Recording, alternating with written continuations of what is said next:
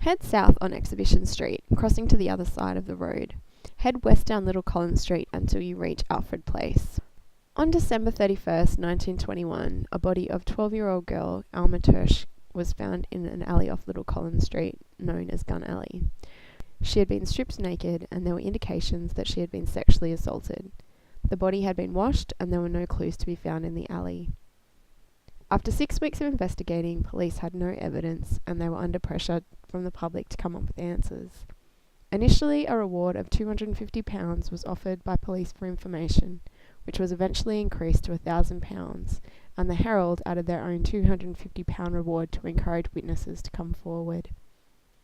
Eventually, the investigation turned to Colin Campbell Ross, the manager of the Australian Wine Saloon, a bar located in the Eastern Arcade, which used to be here behind us. The little girl had been seen between 2:30 and 3 p.m. on the afternoon of her disappearance, loitering in the arcade, walking between Russell, Burke and Collins Streets for 45 minutes, and possibly being followed by a man who was not Ross. The last place she was seen alive was here at the corner of Alfred Place and Little Collins Streets, within close proximity to Gun Alley, which was located where 80 Collins is now. Investigations revealed that she had been murdered around 6 p.m. According to his own testimony, Ross saw Alma on the day of the murder, but only in the distance as she passed through the arcade. Other witnesses, however, swore that Alma had been in the saloon at the time of the murder.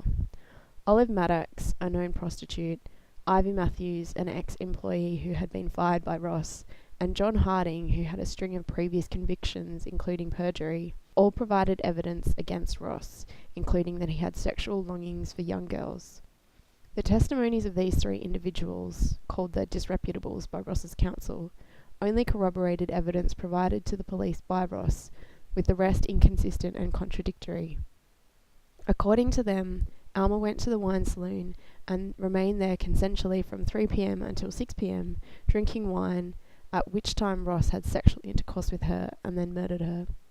This is despite Alma being considered quite young for her age and completely sexually inexperienced, as attested to by her family. Eventually, these disreputables shared £1,037 20 shillings of a total £1,424 17 shillings and 3 pence in reward money. Additional evidence against Ross was provided by early DNA testing. Blankets were taken from Ross's house, one of which had previously been in the saloon. The hairs that were found on them were found to be a match to Alma by Charles Price, the state government analyst, who was a trained chemist but had little previous experience in the new field of forensic science. This evidence, according to the police and courts, conclusively proved Ross's guilt, despite the fact that the hairs that were found to be a match to Alma were found on the blanket that had never been in the saloon, and the lack of prevention of contamination by the police. It is unknown how the blankets arrived at the analyst's office, and there is no evidence that they were protected during transportation. There was also multiple opportunities for contamination, as the officer in charge of the blankets left them on his desk for 2 hours, let alone what had happened to the blankets in the weeks between the murder and when they were collected. Despite this, and Ross having a corroborated alibi for the time of the murder, he was convicted and sentenced to death. 2 appeals were sought, which confirmed the original verdict, and an application was made to the Privy Council in London, which was refused.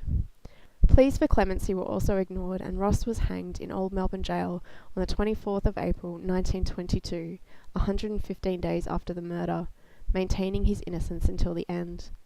His family and Alma's family believed his innocence, particularly as Alma was a shy girl who would never have gone off with a strange man and was not sexually precocious, regardless of the evidence presented by the witnesses in court. After his retirement, the detective in charge of the case, Frederick Piggott, gave interviews with multiple reporters in which he alluded to the fact that there was no solid evidence to convict Ross, and most of what was presented was circumstantial. He also stated that he was willing to mislead the press in order to suit the investigation, and that one of the star witnesses, Ivy Matthews, may have lied. In 1993, Kevin Morgan, a librarian and amateur historian, became interested in the case and was convinced of Ross's innocence. In his book, Gun Alley, Murder, Lies and the Failure of Justice, he wrote of his discovery of the hairs that had been tested in the 1920s, which was still held in the Victorian archives, and organised for their retesting. Through this process, he was able to prove the hairs found on the blanket were not a match for Alma, and proved Ross's innocence. In 2008, the then Attorney General Robert Hulls granted Ross the only posthumous pardon in Australian history, which at the time of recording, that is October 2016. Ross was disinterred from Pentridge Jail, where his remains had been removed when Melbourne Jail was decommissioned. His ashes were returned to the family. There still remains the mystery of who killed Alma. Morgan believes there is some evidence to conclude that it was a relative of Alma's, possibly the estranged husband of her older cousin. Alma's younger sister, who was 5 at the time of Alma's death, recalled this man attempting to molest her as a small child, but nothing was ever done about it. According to the family, it was more logical for Alma to go off with someone she knew rather than a stranger.